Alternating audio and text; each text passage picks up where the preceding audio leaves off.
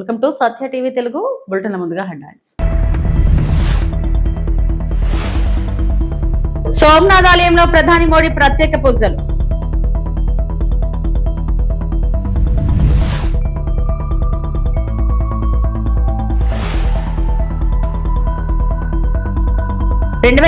గోదావరి పుష్కరాల లక్ష్యం, పోలవరం పూర్తి కోసం కేంద్ర సహకారం కోరిన చంద్రబాబు.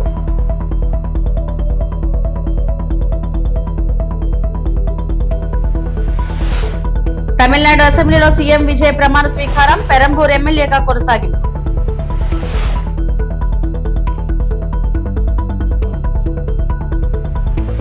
గుజరాత్ లోని ప్రసిద్ధ సోమనాథ్ ఆలయాన్ని ప్రధాని నరేంద్ర మోడీ సందర్శించారు. సోమనాథ్ దివ్యక్షేత్రాన్ని పునఃప్రతిష్ఠించి 75 ఏళ్ల పూర్తయిన సందర్భంగా అమృత మహోత్సవాలు నిర్వహిస్తున్నారు. ఈ ఉత్సవాల్లో ప్రధాని పాల్గొన్నారు.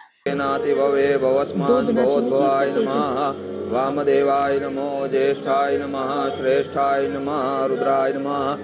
पश्येम स्वभिर्यजत्राः स्थिरैरङ्गैः स्तुष्टुवागुंसस्तनु वीर्यसेम हि देव हितञ्जदायुः शतमिन्नु शरदो अन्ति देवा जत्रा नश्चक्र जरशन्तनूनां पुत्रासो जत्र पितरो भवन्ति मानो मध्यारीरिखतायुर्गन्धो कादितिर्द्यौरादितिरन्तरिक्ष आयुगुफितारिखत शम्भ सदाशिवाय महारुद्राय नमः. दधिष्णानं समर्पयामि. ओम मधुवातारितायते मधुक्षरन्ति सिन्धवः जो निरिन्द्राय त्वा जुष्टतमं शर्करास्नानान्ते शुद्धोदकस्नानम् आचमनीयं समर्पयामि. ओम नमस्ते रुद्रमन्यौतोतैखवे नमः. बाहुभ्यामुतते नमः. जाते रुद्रशिवा तनूरघोरा पापकाशिनी तया नत्तन्वा सन्तमया गिरिशन्ता विजाकसीः यामिकों गिरिशन्तास्ते बिबिड्गतवे शिवाङ्गिरित्रतां गुरुमाय गोसेः पुरुखं जगता शिवेन च त्वा गिरिशाच्छा वदामसि तथा नः सर्वमिज्झागादयस्मगोषुमनाशता अद्योचदयुक्ता प्रथमो दैवोऽभिककाहि च सर्वाञ्जं भयं सर्वाच्च धातु धान्यो ये पराशिष्ट शान्तिर्भवतु अमृताभिषेकोऽस्तु. हर हर महादेवा. ओम पया पृथिव्यां पयोखदिगुपयो दिव्यन्तरिक्षे पयोधा आचमनीयं समर्पयामि. दधिष्णानं स्वस्यवादिनः सुरभिनो मुखाकर्पण आयुगुफितारिखत शम्भ सदाशिवाय महारुद्राय नमः. दधिष्णानं समर्पयामि. ओम मधुवातारितायते मधुक्षरन्ति सिन्धवः जो निरिन्द्राय त्वा जुष्टतमं शर्करास्नानान्ते शुद्धोदकस्नानम् आचमनीयं समर्पयामि. ओम नमस्ते रुद्रमन्यौतोतैखवे नमः. बाहुभ्यामुतते नमः. जाते रुद्रशिवा तनूरघोरा पापकाशिनी तया नत्तन्वा सन्तमया गिरिशन्ता विजाकसीः यामिकों गिरिशन्तास्ते बिबिड्गतवे शिवाङ्गिरित्रतां गुरुमाय गोसेः पुरुखं जगता शिवेन च त्वा गिरिशाच्छा वदामसि तथा नः सर्वमिज्झागादयस्मगोषुमनाशता अद्योचदयुक्ता प्रथमो दैवोऽभिककाहि च सर्वाञ्जं भयं सर्वाच्च धातु धान्यो ये पराशिष्ट शान्ति. ఆంధ్రప్రదేశ్ ముఖ్యమంత్రి నారా చంద్రబాబు నాయుడు ఢిల్లీలో కేంద్ర జలశక్తి మంత్రి సిఆర్ పాటిల్ తో భేటీ అయ్యారు. ఈ సందర్భంగా పోలవరం ప్రాజెక్ట్స్ కు సంబంధించిన కీలక సమస్యలను పరిష్కరించాలని కేంద్ర మంత్రిని సీఎం కోరారు. 2027 గోదావరి పుష్కరాల నాటికి పోలవరం ప్రాజెక్టును పూర్తి చేయాలనే లక్ష్యంతో కేంద్రం పూర్తి సహకారం అందించాలని విజ్ఞప్తి చేశారు.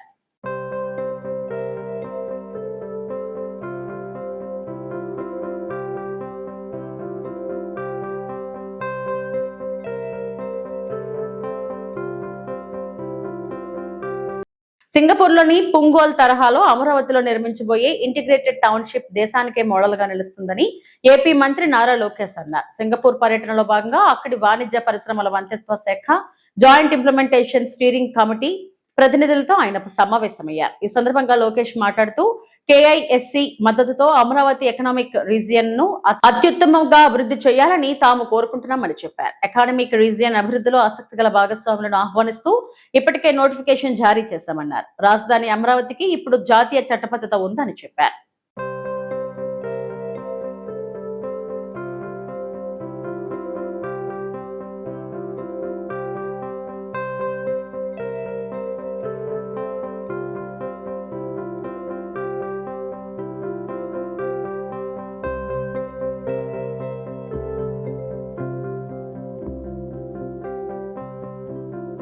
తమిళనాడు ముఖ్యమంత్రి సి జోసెఫ్ విజయ్ సోమవారం చెన్నై సచివాలయంలో తమిళనాడు అసెంబ్లీ సభ్యుడిగా ప్రమాణ స్వీకారం చేశారు.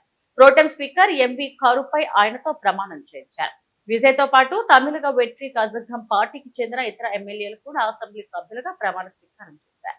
ఇటీవల తమిళనాడు 13వ ముఖ్యమంత్రిగా బాధ్యతలు స్వీకరించిన విజయ్ తిరుచిరాపల్లి ఈస్ట్ ఎమ్మెల్యే పదవికి రాజీనామా చేశారు. ఇకపై పెరంబూరు నియోజకవర్గం ఎమ్మెల్యేగా కొనసాగనున్నారు.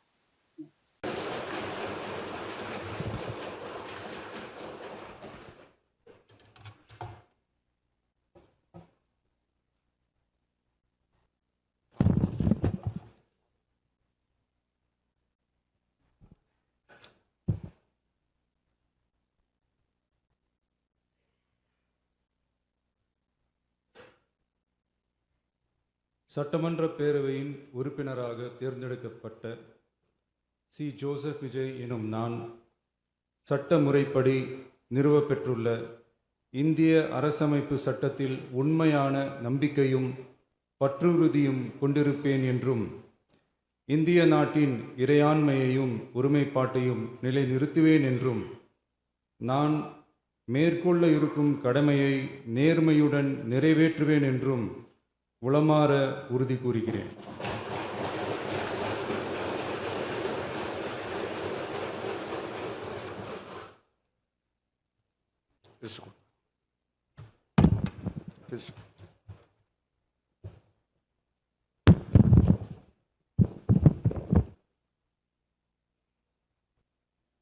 ముఖ్యమంత్రి చంద్రబాబు అంటే వెన్నుపోటుకు కేర్ ఆఫ్ అడ్రస్ అని విమర్శించారు వైఎస్ఆర్సీపీ అధికార ప్రతినిధి వంగవీటి నరేంద్ర. మెడికల్ కాలేజీలను తన బినామీలకు దోచిపెడుతున్నారు. పీపీపీ పద్ధతిలో ప్రైవేట్ పరం చేయటం అభివృద్ధా అని ప్రశ్నించారు. అమరావతిలో అర్థాలకు పెట్టే ఖర్చుతో మెడికల్ కాలేజీలు పూర్తయ్యేవని చెప్పుకొచ్చారు. వైఎస్ఆర్సీపీ అధికార ప్రతినిధి వంగవీటి నరేంద్ర తాజాగా మీడియాతో మాట్లాడారు. ఏ విధంగా నాశనమైంది రవీంద్ర గారు, నేను అడుగుతున్నాను మిమ్మల్ని. 5 సంవత్సరాల్లో 2 సంవత్సరాల పాటు ఎన్నో సందర్భాల్లో మేము చెప్పడం జరిగింది. ఒక మండలం కాదు, ఒక జిల్లా కాదు, ఒక రాష్ట్రం కాదు, ఒక దేశం కాదు, ప్రపంచం మొత్తం తల్లకిందులైపోయే పరిస్థితుల్లో కరోనా అనేటువంటి విపత్తులో చాలామంది ఎన్ని రకాలుగా ఇబ్బందులు పడ్డారు, ఏం చేయాలో తెలియక అయోమయం పరిస్థితుల్లో ఉంటే ఆ 2 సంవత్సరాలు తీసేగా మిగిలిన 3 సంవత్సరాల్లో జగన్మోహన్ రెడ్డి గారు ఏదైతే మేనిఫెస్టో ఆయన మాట ఇచ్చారో ప్రజలకి, నేను ఇవి చేసి చూపిస్తాను, ఇవి మీకు అందుబాటులో ఉండేటట్టు చేస్తాను అని చెప్పిన ప్రతి ఒక్క మాట ఆయన తూచా తప్పకుండా పాటించింది కాకుండా మేనిఫెస్టోలో లేని వాటిల్ని కూడా ప్రజలకి ఎన్నో సంక్షేమ పథకాలు అందజేసింది కాకుండా, మీరు అంటున్నారు కదా రాష్ట్రం నాశనం అయిపోయిందని. నాకు తెలిసినటువంటి కొన్ని విషయాలు నేను చెప్తా. 4 పోర్టులు తీసుకురావడం అంటే నాశనమా? 10 హార్బర్లు తీసుకురావడం నాశనమా? 17 మెడికల్ కాలేజీలు తీసుకురావడం నాశనమా? చదువు గురించి 45,000కు పైగా ప్రభుత్వ పాఠశాలని నాడు నేడులో బాగు చేసి పిల్లలందరూ కూడా మంచి చదువు అందాలని చెప్పని ఇంగ్లీష్ మీడియంని ఇంట్రడ్యూస్ చేయటం నాశనమా? రైతు భరోసా కేంద్రాలు పెట్టడం నాశనమా? ప్రైమరీ హెల్త్ సెంటర్లు ప్రతి ఒక్క మండలంలో కూడా ఉండే విధంగా ఉండటం నాశనమా? ఏం మాట్లాడుతున్నారు మీరు? జిల్లా కేంద్రమైన కర్నూలుకు ప్రయాణికుల సౌకర్యార్థం ఎమ్మెక్నూరు నుంచి బస్సుల సంఖ్య పెంచాలని కాంగ్రెస్ పార్టీ నేతలు ఆర్టీసీ డిపో మేనేజర్ మద్దులెట్టి నాయుడుకు వినతి పత్రం అందజేశారు. ఈ సందర్భంగా నియోజకవర్గ కోఆర్డినేటర్ కాసిం వలీ మాట్లాడుతూ ఉదయం సాయంత్రం వేళల్లో బస్సులు సమయానికి లేక ప్రయాణికులు తీవ్ర ఇబ్బందులు పడుతున్నారని తెలిపారు. కర్నూలు, గూడూరు, మంత్రాలయం, మాధోని, కోసిగి, ఉరుకుంద, పత్తికొండ, ఐజీ రూట్లలో బస్సుల కొరత వల్ల ప్రయాణికులు బస్టాండ్లలో గంటల తరబడి వేచి చూస్తున్నారని చెప్పారు. కొన్ని చోట్ల ఆర్టీసీ బస్సులు స్టాపింగ్ ఉన్నా ఆపడం లేదని ఆరోపించారు. రోజు వేలాది మంది కర్నూలుకు రాకపోకలు చేస్తున్న నేపథ్యంలో బస్సుల సంఖ్య పెంచాలని డిమాండ్ చేశారు. అలాగే బస్టాండ్ లో ఫ్యాన్లు, మరుగుదొడ్లు, త్రాగునీటి సౌకర్యాలు కల్పించాలని కోరారు. దీనిపై స్పందించిన డిపో మేనేజర్ ప్రయాణికులకు ఇబ్బంది లేకుండా చర్యలు తీసుకుంటామని హామీ ఇచ్చారు. దాదాపు పొద్దున్న టైంలో సార్ 8 గంటల నుంచి 7 గంటల నుంచి 10 గంటలకు 200 మంది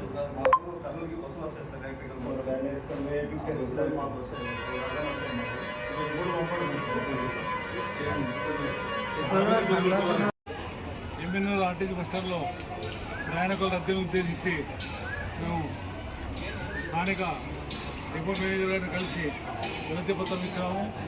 ఈ వినతి పత్రంలో బస్సులు పెంచాలనే ప్రధాన ఉద్దేశం, ఇక్కడ పొద్దున సాయంత్రము మధ్యాహ్నము బస్సు సరైన సమయంలో కర్నూలుకి లేవని ప్రజలు తర్వాత ప్రయాణికులు ఆవేదన చెందుతున్నారు.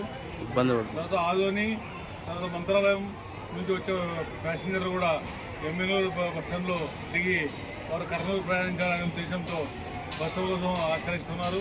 కానీ సరైన సమయంలో బస్సు లేకపోవడంతో ప్రజలు చాలా ఇబ్బంది పడుతున్నారు. దాన్ని దృష్టిలో పెట్టుకొని ఈ డిపో మేనేజర్ కానీ పై అధికారులు కలిసి ఖచ్చితంగా ఈ డిపోకి మరీ అదనంగా కొన్ని బస్సులను నిలిపి ప్రయాణికుల సమస్యను తీర్చాలని కాంగ్రెస్ పార్టీ తరఫున మేము డిమాండ్ చేస్తూ ఉన్నాము. అదేవిధంగా ఈ బస్ స్టాండ్లో సరైన వసతులు లేక సరైన మరుగుదొడ్లు కానీ నీటి వసతి కానీ వేసవి కాలంలో మంచినీళ్ళు లేక చాలా ఇబ్బంది పడుతూ ఉన్నారు. వారికి ఖచ్చితంగా మంచినీళ్ళ సౌకర్యము, ప్రయాణ సౌకర్యము మరియు అదే అన్ని సౌకర్యాలు కల్పించాలని ఉద్దేశంతో తర్వాత మరుగుదొడ్ల విషయంలో కూడా వాళ్ళు డబ్బులు వసూలు చేసి వాళ్ళు కూడా చాలామంది డబ్బులు లేక ఇబ్బంది పడుతూ ఉన్నారు.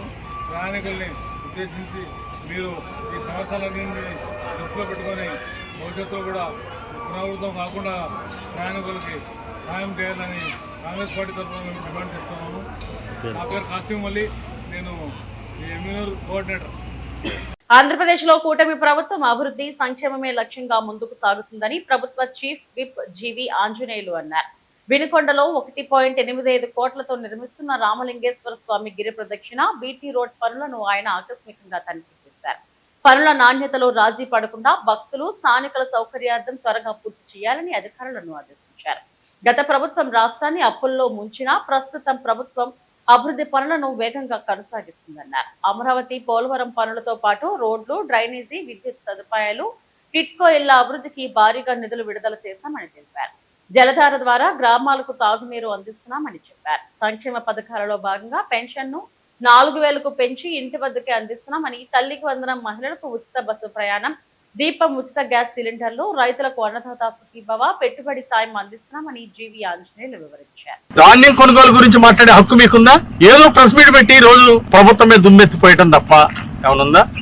నేను అడుగుతున్నా, ఆ రోజు మీరు ధాన్యం కొని రైతులకు 6 నెలల పాటు, సంవత్సరం పాటు ఎందుకు మీరు రైతులకు డబ్బులు ఇవ్వలేదు? రైతులను నట్టేట ముంచారు. కారణం ఏంటి? ఆ రోజు మీరు పొగాకు కొన్నారా? ఎందుకు కొనలేదు? రైతులు పండించిన పంటలు గిట్టుబాటు ధరించారా? వైసీపీ పాలనలో ఎందుకు ఇవ్వలేదు? రాజధాని పూర్తి చేయలేదు, పోలవరం ప్రాజెక్టు పూర్తి చేయలేదు, రైతులను ఆదుకోలేదు, మైక్రో న్యూట్రియెంట్లు ఎత్తి పడేశారు, డ్రిప్ ఇరిగేషన్ తీసేశారు. అంటే రైతులకు ఉపయోగపడే పనులన్నీ తీసేసి మీరు 9,70,000 కోట్లు మీరు అప్పులు చేసి వెళ్తే ప్రజల మీద భారం వేసి ఈరోజు చంద్రబాబు గారు నెల వడ్డీలు కడుతున్నారు, నెలలో అప్పులు తీరుస్తున్నారు. మీరు చేసిన పాపాలనే ఈరోజు చంద్రబాబు గారి ప్రభుత్వం మరి ఆర్థిక సంక్షోభం నుండి రాష్ట్రాన్ని బయటేసి మెల్లిగా ముందుకు తీసుకెళ్తా ఉంది. మరి ఈ రోజు 9,00,000 కోట్లు, 9,70,000 కోట్లు మీరు అప్పులు చేసి వెళ్తే అయినా ఈ రోజు సంక్షేమ పథకాలు, సూపర్ 6 పథకాలు సూపర్ హిట్ గా అమలు చేశాం. 70,000 కోట్లు ఖర్చు పెట్టాం. దీని గురించి మీరు ఎందుకు మాట్లాడు? సంవత్సరానికి 250 రూపాయలు పెంచిన మీరు 5 ఏళ్ల పాటు 1,000 రూపాయలు పెంచడానికి 5 సంవత్సరాలు పట్టింది మీకు. కానీ మేము మొదటి నెల నుండే చంద్రబాబు నాయుడు గారు 3,000 పెన్షన్ 4,000 చేశారు. దాని గురించి ఎందుకు మాట్లాడరు మీరు? ఉచిత బస్సు ప్రయాణం ఈ రోజు మహిళలకి, ఉచిత బస్సు ప్రయాణం మహిళలకి రాష్ట్రంతో ఉచిత బస్సు ప్రయాణం ఇచ్చాం మహిళలకి. మీ కంటికి కనపట్లేదా? ఎప్పుడైనా దీన్ని అభినందించారా? చంద్రబాబు గారు మంచి పని చేశారు, ఎన్డీఏ పాలన బాగుంది, ఎప్పుడైనా మాట్లాడారా? పవన్ కళ్యాణ్ గారు మల్లె పండుగ పేరుతో గ్రామ సేవలు అభివృద్ధి చేస్తే దాని గురించి ఏ రోజన్నా అభినందించారా మీరు? ధాన్యం కొనుగోలు చేసి 6 నెలలు, సంవత్సరం పాటు రైతులకు డబ్బులు ఇవ్వకుండా ఏడిపించినటువంటి మీరు ఈ రోజు ధాన్యం కొంటలేదు, అది కొంటలేదు, ఇది కొంటలేదు అంటారా? గత 5 ఏళ్ల వైసీపీ పాలన కంటే ఈ రోజు రెట్టింపు కొన్నాం. రైతుల దగ్గర ధాన్యం కొనుగోలు చేసాం. మొక్కజొన్నకి గిట్టుబాటు ధర ఇమ్మని చెప్పేసి ఈ రోజు కన్సర్న్ కంపెనీలతో కూడా ప్రభుత్వం చర్చలు జరుపుతా ఉంది. కేంద్ర ప్రభుత్వానికి లెటర్ రాయడం కూడా జరిగింది, కేంద్ర ప్రభుత్వం సహకరించమని చెప్పేసి. ఈ రోజు రైతులు మైక్రో న్యూట్రియెంట్లు ఉచితంగా ఇస్తున్నాం, రైతులకు డ్రిప్ ఇరిగేషన్ 90% సబ్సిడీతో ఇస్తున్నాం, ఎస్సీ ఎస్టీలకు ఉచితంగా డ్రిప్ ఇరిగేషన్ ఇస్తున్నాం. మీరు ఎందుకు చేయలేకపోయారు? శ్రీ బీరప్ప కామరాతి కళ్యాణ మహోత్సవంలో పాల్గొన్న ఎమ్మెల్యే దొంతి మాధవరెడ్డి నర్సంపేట దుగ్గొండి మండలం మారిపల్లి గ్రామంలో గొల్ల కురుమల ఆరాధ దైవం శ్రీ బీరప్ప కామరాతి కళ్యాణ మహోత్సవంలో ముఖ్య అతిథిగా నర్సంపేట ఎమ్మెల్యే దొంతి మాధవరెడ్డి పాల్గొని ప్రత్యేక పూజలు నిర్వహించారు. కార్యక్రమంలో గ్రామ సర్పంచ్, మండల కాంగ్రెస్ పార్టీ నాయకులు, వివిధ గ్రామాల సర్పంచులు, గ్రామ కాంగ్రెస్ పార్టీ నాయకులు, గొల్ల కురుమ కులస్తులు తదితరులు పాల్గొన్నారు.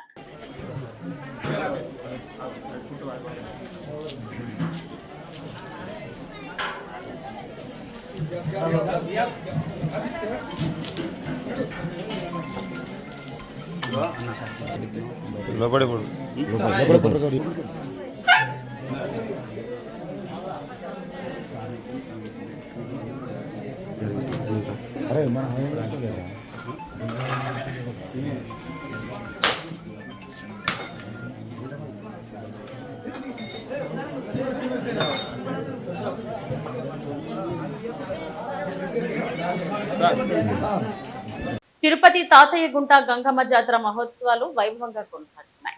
ఈ సందర్భంగా శ్రీ రమ్యానంద భారతి స్వామిని ఆధ్వర్యంలో శ్రీ శక్తి పీఠం ఆలయం తరఫున గంగమ్మ తల్లికి భక్తి శ్రద్ధలతో సారె సమర్పించారు. ప్రత్యేక పూజలు నిర్వహించి జాతర విజయవంతం కావాలని ప్రార్థించారు. తిరుపతి తాతయ్య గుంట గంగమ్మ జాతర మహోత్సవం పురస్కరించుకుని శ్రీ రమ్యానంద భారతి స్వామిని ఆధ్వర్యంలో శ్రీ శక్తి పీఠం టెంపుల్ తరఫున గంగమ్మ తల్లికి సారె సమర్పించారు. ఆలయ సాంప్రదాయాల ప్రకారం అమ్మవారికి పట్టు వస్త్రాలు, పసుపు, కుంకుమలను సమర్పించి ప్రత్యేక పూజలు నిర్వహించారు. అనంతరం జాతర మహోత్సవాలు విజయవంతంగా కొనసాగాలని ప్రార్థించారు. ఈ కార్యక్రమంలో భక్తులు, మహిళలు, ఆలయ ప్రతినిధులు పాల్గొన్నారు. ఈ సంవత్సరం కూడా మన వాళ్ళందరితో కలిసి అమ్మవారికి సారె తీసుకురావటం జరిగింది. ధర్మ సంస్థాపనార్థాయ సంభవామి యుగే యుగే అన్నట్లుగా ప్రతి యుగంలోనూ అధర్మం పెచ్చురినప్పుడు దైవం ఒక రూపాన్ని ధరించి దుష్ట శిక్షణ, శిష్ట రక్షణ చేస్తుంది.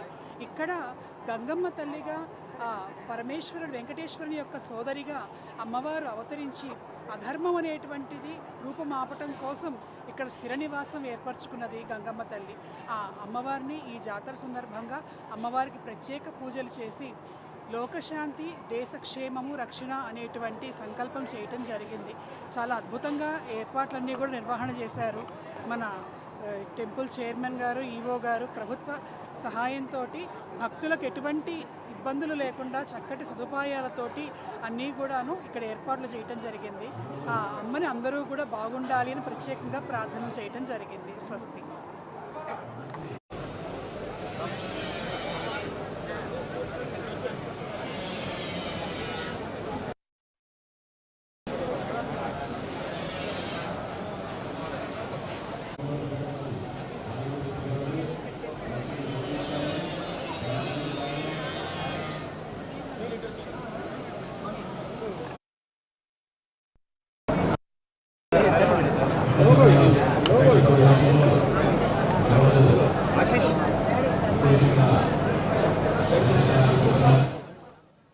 పల్నాడు జిల్లా సత్తెనపల్లిలో జరిగిన చైన్ స్నాచింగ్ కేసును పోలీసులు విజయవంతంగా ఛేదించారు. ఈ కేసులో 2 నిందితులు, 2 బాల నేరస్తులను అదుపులోకి తీసుకున్నారు. పోలీసుల వివరాల ప్రకారం ఓ మహిళ మెడలో ఉన్న బంగారు తాలిబొట్టును అపహరించిన ఘటనపై కేసు నమోదు చేసి దర్యాప్తు చేపట్టారు. సీసీటీవీ దృశ్యాలు, సాంకేతిక ఆధారాల సహాయంతో నిందితులను గుర్తించి పట్టుకున్నారు. నిందితుల నుంచి సుమారు 1.33 లక్షల విలువైన 13.88 గ్రాముల బంగారు ఆభరణాలు, అలాగే hero Splendor plus motor cycle ను స్వాధీనం చేసుకున్నారు. ఈ కేసును ఛేదించడంలో పవన్ కుమార్ నేతృత్వంలోని పోలీస్ బృందం కీలక పాత్ర పోషించింది. హెడ్ కానిస్టేబుల్ ఏవి ఆంజనేయులు, కానిస్టేబుల్ కె రాజు సేవలను అధికారులు అభినందించారు. ప్రజలు అప్రమత్తంగా ఉండి అనుమానాస్పద వ్యక్తులపై వెంటనే పోలీసులకు సమాచారం ఇవ్వాలని అధికారులు సూచించారు. నేరం జరిగిన ప్రదేశానికి సమీపంలో నేరస్తుల యొక్క సంచారం ఏదైతే ఉందో అవి వచ్చినటువంటి సీసీటీవీ ఫుటేజీల ఆధారంగా నేరస్తుల్ని గుర్తించి వారిని ఈ రోజున ఉదయం సత్తెనపల్లిలో గడియార స్తంభం సెంటర్లో గుర్తించి వారిని అందరిని కూడా అదుపులోకి తీసుకొని విచారించడం జరిగింది. విచారించిన తర్వాత వారి వద్ద నుంచి చోరీకి గురి కాబడినటువంటి 1 కేజీ 400 గ్రాముల వెండి ఆభరణాలని స్వాధీనం చేసుకున్నాము.